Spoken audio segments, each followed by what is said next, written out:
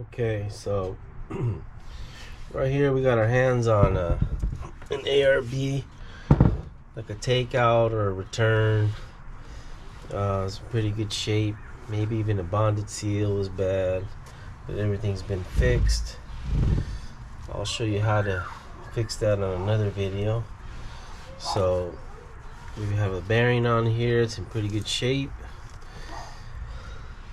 The identification on the actual dish should be here. It's usually scribed in. You want to save that serial number in case you have any issues. You can contact ARB. We'll flip it around. Looks pretty good.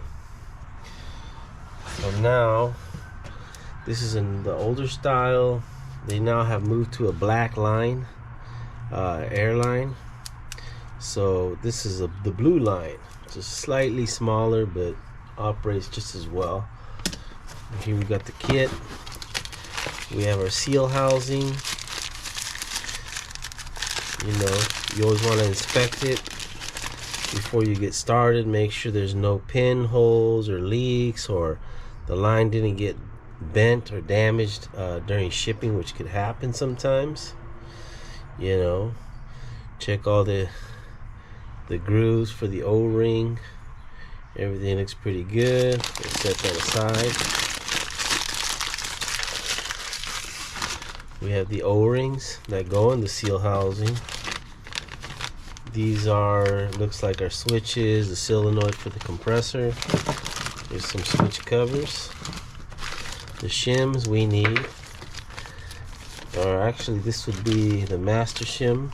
Then we have the actual adjustment shims. We're going to need those. Our bulkhead fitting kit. There's a new version now. This is the older version. There's even older versions. So we'll set that aside. We're going to need that as well. And here just instructions, zip ties and things so you can do the rest. So we'll put these back. We don't need these. We'll set this aside. Okay, we'll set this over here. We don't need that. So we're gonna bring an ARB.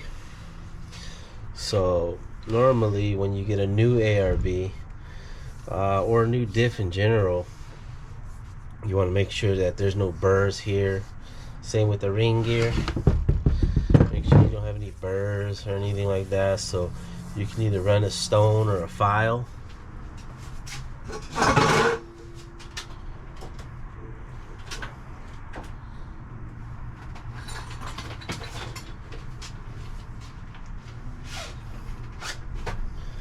Get yourself a flat file and you kind of run it through.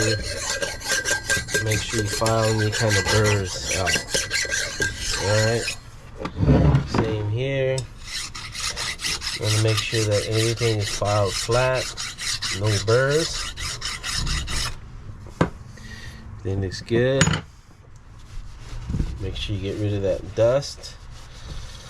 So if you were ever to have to pull one of these apart, Allen screw, pop those apart, you flip it, and it's two pieces.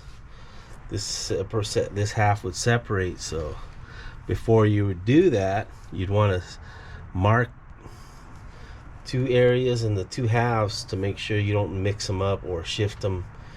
It's best to keep it like it was. Maybe it was machined that way. You don't want to throw something off. So here's another feature, in case you didn't know. This little slot here would be for an ABS ring. You drop it down and then the little tooth would sit right in there. Okay, so on some ARBs they have, if you see, there's 1, 2, 3 Allen bolts. So thered be one long cross pin going that way and two little stubbies here and here. So on some diffs they'll have a fourth hole and it'd be empty. Like we'd get a lot of people saying, oh, I lost my a pin fell out, or there's supposed to be a pin on this side, because it was just threads. Well, it doesn't need it. Just like this one, it's one long pin, two short ones. So this long one's held in on the other side. This one didn't really need it. So this is blocked, so you can't really tell. Okay, so now we have our ring gear. We have our pinion. This is a 488 gear set that we got a hold of, another takeout part. Been sitting around. If you ever need to determine the ratio, it should be either stamped on the side, or you can count the ring gear teeth, count all these teeth, divide them by the teeth on the pinion, and that should give you your gear ratio. Another thing to pay attention to is, let's just say you had a couple of ring gears and pinions on, and you mix them up. So fastest way to tell, there's a little scribe marking here. I think it says 25 or 26 here, and then there's some other numbers here. You just look for the side of this, and there it is, number 26. So I know this matches that, so this would be a pair. Okay, so now we're gonna get started by mounting this ring gear onto this ARB. So we use this kit here. Comes with this is a Dynatrac part, so we got the pinion nut and washer and ring gear bolts. So these ring gear bolts, we're gonna wash them up a little with some brake cleaner. Make sure we take all the oils off so our Loctite is set up. Get a little.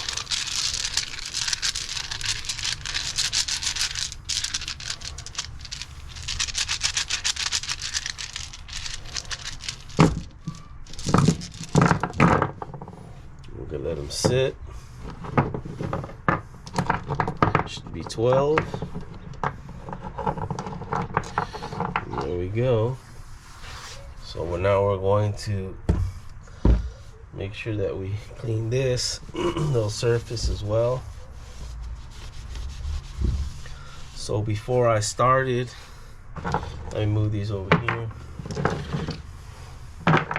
Before I started recording, I made sure I cleaned everything ahead of time. So I pretty much got brake cleaner, sprayed in all these holes, let it sit, took my air, blew out the holes, make sure that's clean of any grease, so my Loctite will set up properly. And we've stoned these, and these have been stoned already, so they're ready to mount. So what I'm gonna do is flip it and set it inside. Get myself a plastic hammer. I got my plastic.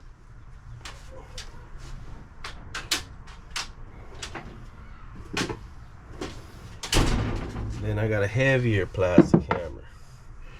Alright, so first thing I want to do is I'm going to grab two ring gear bolts, and if I had something longer would be even better, so I can align my gear and my diff, because there's a nice little press fit that starts to get tight here. So let me see if I have anything.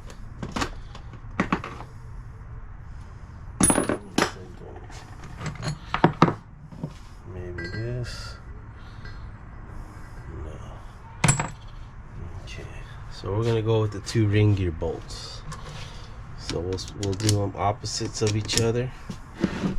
This bearing has been pressed on there already, so I don't need to worry about putting a new bearing. I just got to grab the race.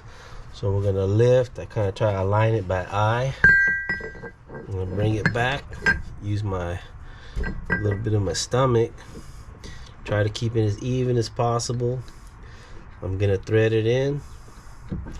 See if it grabs. So if you see that grabbing right here, right now my other side's kind of loose, so I kind of want to leave it so I have some slack. So now I'm going to bring it over. So I'm going to try to kind of leave it semi loose just so I can start threading.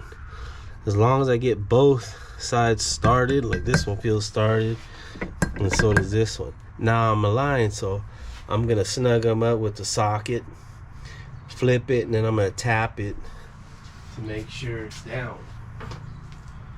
So that'd be a 13/16 socket. So I'll snug here, kind of tighten it up here, a little more here, a little more on this side. And sometimes, depending on what gear it is, it might slide on. You know, the other way you can do it is by using the heat gun, heating the ring gear to expand it a little, and it should slip on a little easier. So we're gonna flip it and we're gonna snug these up a little better. You know, one thing I don't like to do is I don't like to draw them in with an impact gun. I'm just always want to be sure that I'm not stretching threads when I do that. I'm not over torquing it. I don't want to pull any burrs. You know, these are very sensitive when it comes to you know, shimming and stuff. You don't want to cross thread anything like that.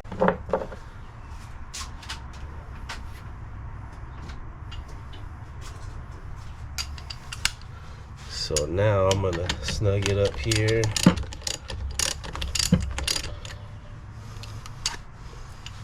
So I think I got it all the way down. So let me double check. It looks to be down all the way. We're gonna give it an additional couple smacks with the plastic hammer.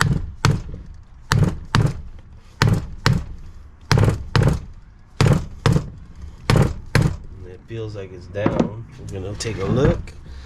Looks like both surfaces are matted. So now what I can do is I can grab my other bolts and install them with Loctite. These don't have Loctite, these will. Alright, so we'll do that, but before I even do that, I want to set up my torque wrench. Make sure I get that ready. I want to set up the vise where I'm going to set these in, and I just want to make sure I'm ready to torque. So I'm going to need a marker so I can mark my bolts so I'll know which ones I've done. I need my torque wrench and I need to have the vise ready, and I'll even use a impact just to run them down quickly, not to torque them. Okay, so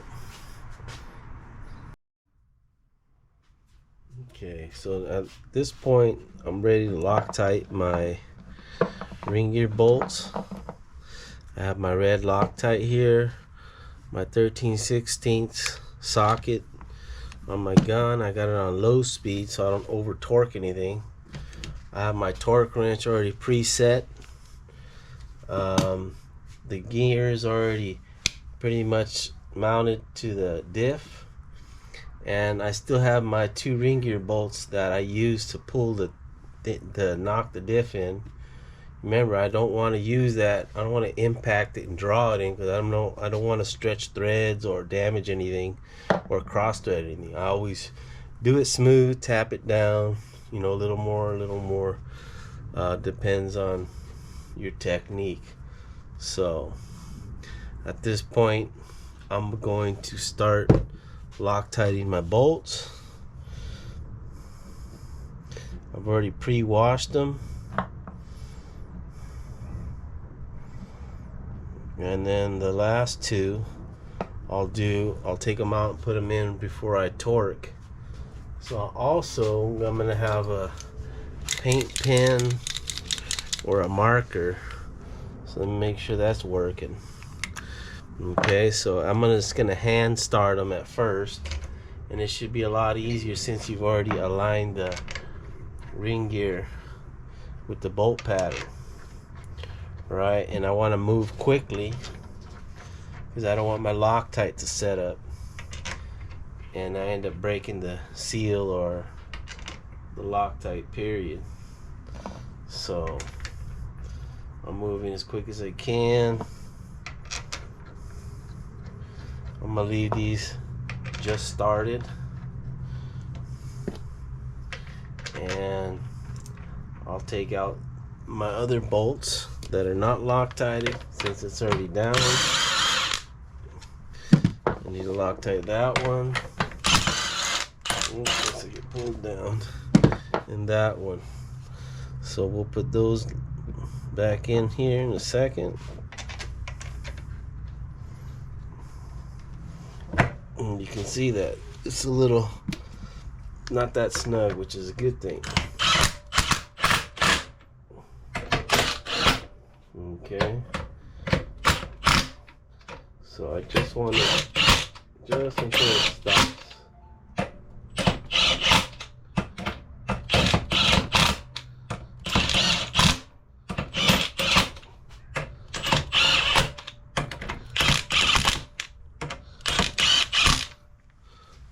Okay, I do not want to over torque it, so I want to do this quickly. I'm going to mark 4 spots here. 3, 4. I missed one here. Let me lock that down. A little more. Okay. Now I've already set this up. Let's go to 135. It wasn't ready here.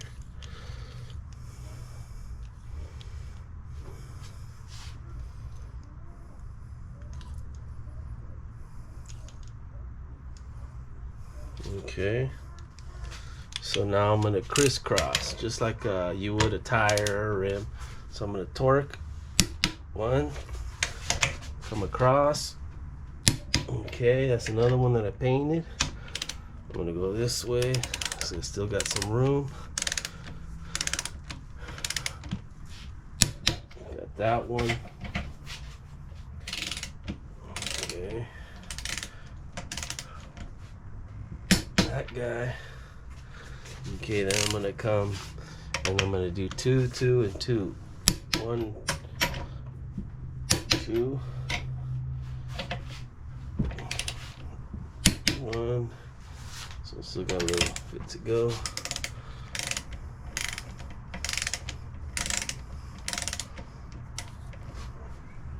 2. Then I'm gonna go here. 2.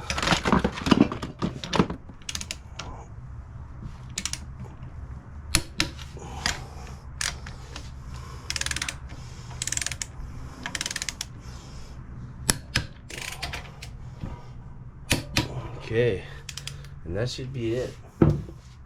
So now my ring gear is mounted, all bolts should be torqued, Loctited them.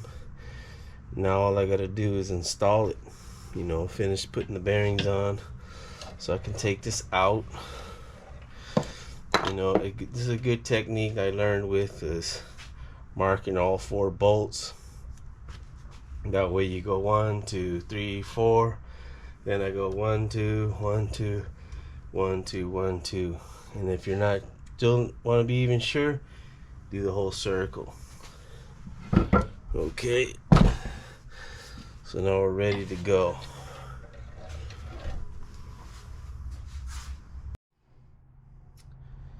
Okay, so we've gotten everything ready. We're about ready to install these gears. So before we start installing the gears, we're going to you know, pull out our setup bearings and set up yoke, set up ARB, fit we get seal housing, so that way we're not pressing the final bearing, taking it off on, possibly damaging it. So what I always do is, if we'll save old bearings, or if somebody, you know, they do a rebuild, you can keep the old bearings and maybe hone them out with the grinder, a little stone, you know, or take them to your machine shop and have them remove a couple thou. So if we go over it, we have our final bearings, which these are the brand new bearings.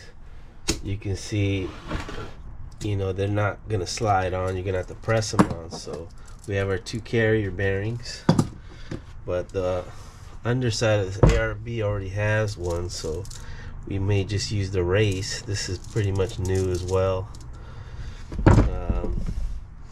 Then we have our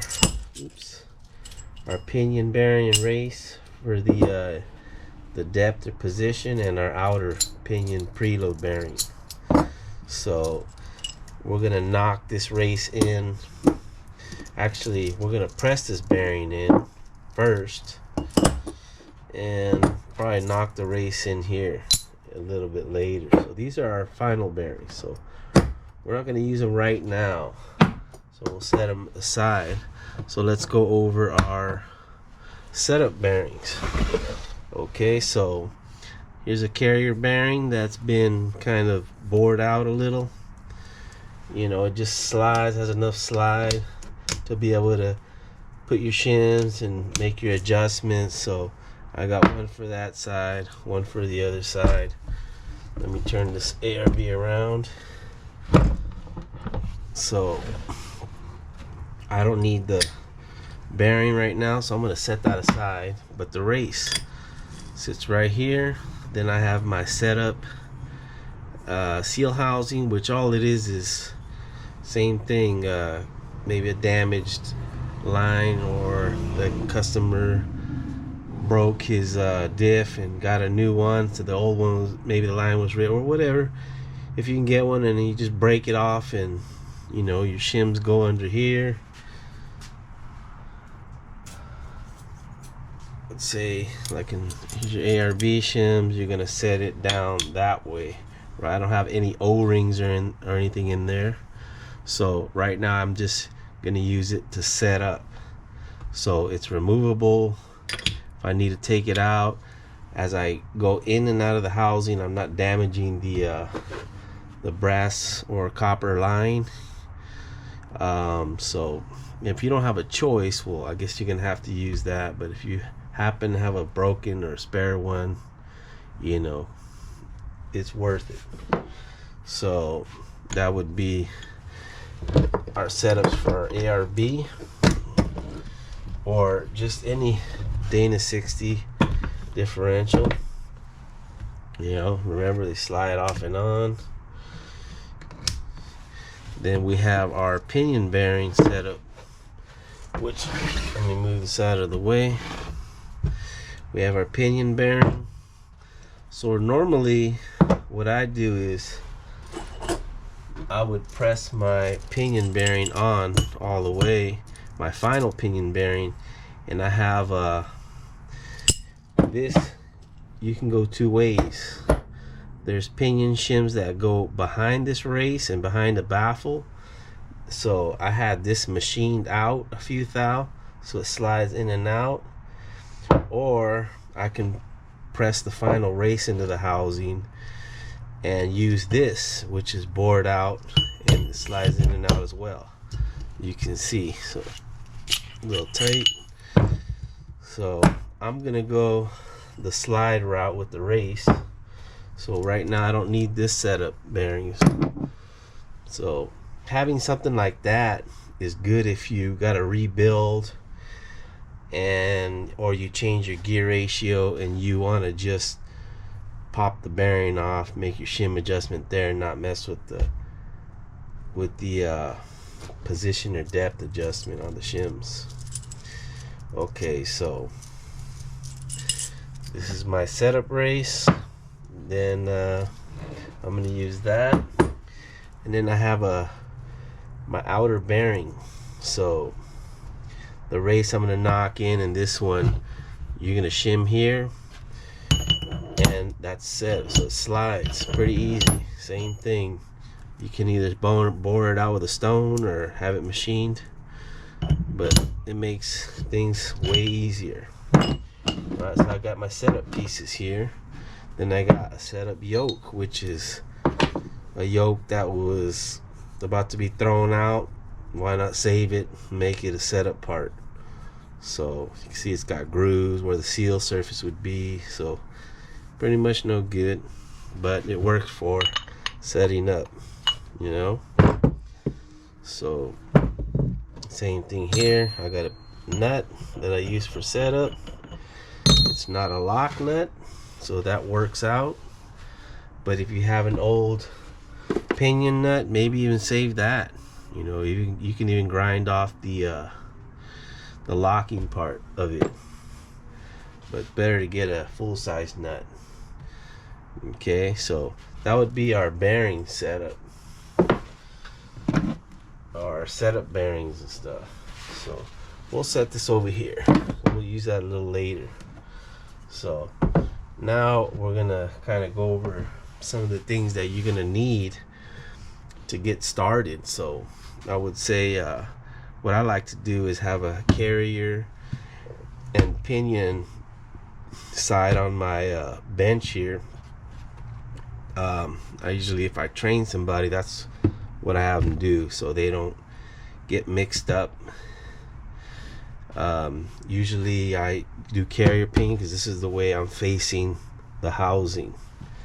So if my diff is sitting in there, you know, this would be my pinion side, over here would be my carrier side. Reason pinion is on this side of the gear when it's in the housing. So when I work on the axle, you know, I do the same. So I painted some markings on the bench as well, and it's just for kind of, you know, help, or for like somebody that's learning. So let me head over there, you can take a look. So got carrier side, pinion side. Over here you can see on the bench we have the same. So I got pinion side, carrier side. This bore would be depth, pinion depth, and then this one would be pinion preload, or your outer. So if you look here, I got pinion side, carrier side, and then back here would be position depth, and out here is the pinion preload. So it's nice to know those terms, makes it easy if somebody's trying to help you. So, you know, I got that marked out, so, and it might help you when you're trying to do your setup. So over here I got my calipers, my micrometers, backlash gauge, so you might need some of that, and I got my shim set up. So here's my pinion depth shims. We got 10, 5s, 3000s. Over here is carrier 30, 10, 5, 3, and the ARB shims 30, 10, 5, 3. Okay, so we're about ready to go. Everything's good. Now we're just gonna press our bearings on, or the bearing on here. It's gonna take a slinger, and then the final bearing, and then we're gonna knock the races in and go from there. Okay, so we're gonna knock this outer race in here into this pinion board. Alright, so what I have done is I've gotten an old race that was kind of messed up, and you know, I kind of ground it down just to make a kind of a press tool out of it, and then you just kind of welded a little top to it. So, you know, I usually like to use a little mini sledge. Let me grab one.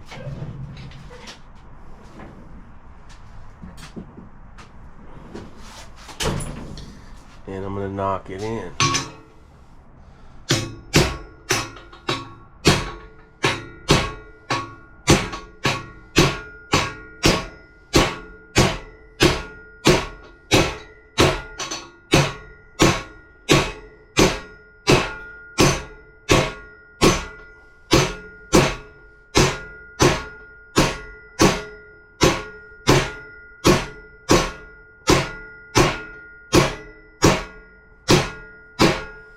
I'm gonna keep going.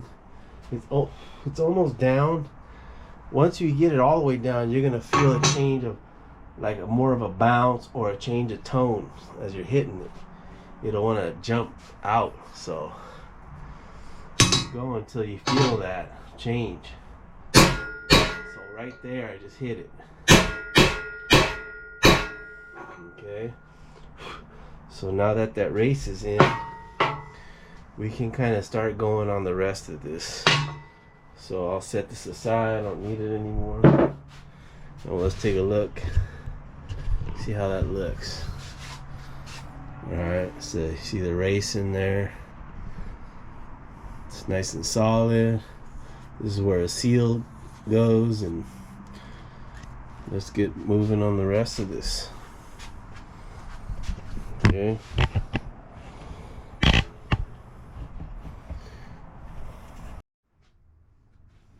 Okay, so we're ready to press our pinion bearing in. We're going to use a setup race instead of setup pinion here. Setup bearing. Also, I have my slinger, because this is a reverse cut housing or a high pinion housing. We use a slinger, or I use a slinger. And also on front housings, I'll use a slinger on the Dana 60. So I have my pinion bearing. I got all kinds of pieces of pipe or things that gotten machined and tossed, and I just tune them up and use them. So if you're gonna use that to press, make sure that you're not hitting the cage of the bearing. This cage here, make sure your stuff is gonna clear. Like if I'm pressing like that, I should be able to spin the bearing with all this pressure on it. So the other thing I want to make sure is that my tool, once I'm using the press, it doesn't press itself onto that. Right, so it's got to be able to clear. So clear that cage. So I can place that there. And now I know when I press it, it's not going to press itself. So now I got to find a piece to put in there to press it down. And maybe this will work here, like a disc. The other thing too is make sure your piece is long enough, because sometimes you might start pressing and you're going to hit the actual pinion. There's guys that do it opposite. They'll put the bearing down here in a collar in between the V blocks and press it upside down, press on the pinion head and hold the bearing, which works the same. So we're gonna press this down.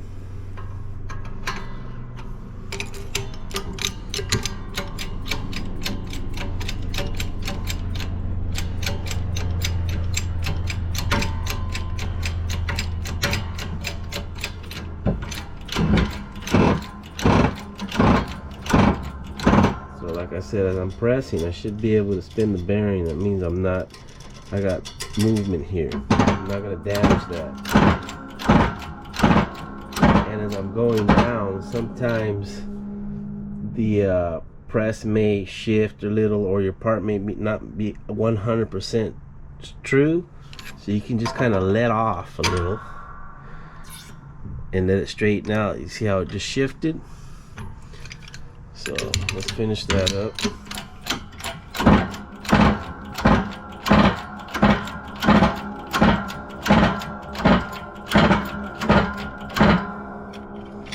So we still got a little bit to go.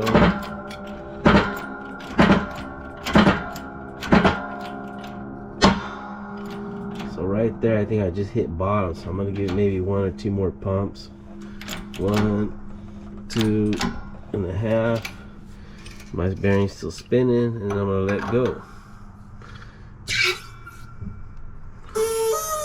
So I want to move it before I go all the way back up. I want to check.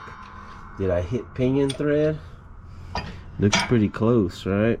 So I'm gonna actually put something else on there that'll make it taller, so that way I know for sure that I didn't bottom out on the pinion. So I'm gonna put this over here. Yeah, maybe something a little shorter. Like maybe this. Let me do this instead. There we go. So that way I can for sure know that my bearing is fully pressed and I wasn't pressing against the pinion thread. That pipe may be just a hair short.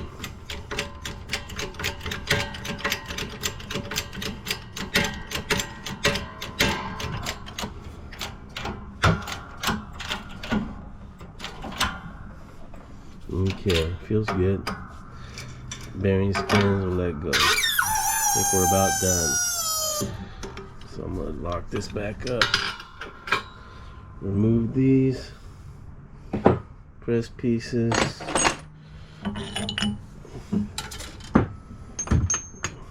And you can see pinions pressed nice and tight. We got the new bearing on, and we can go and install it.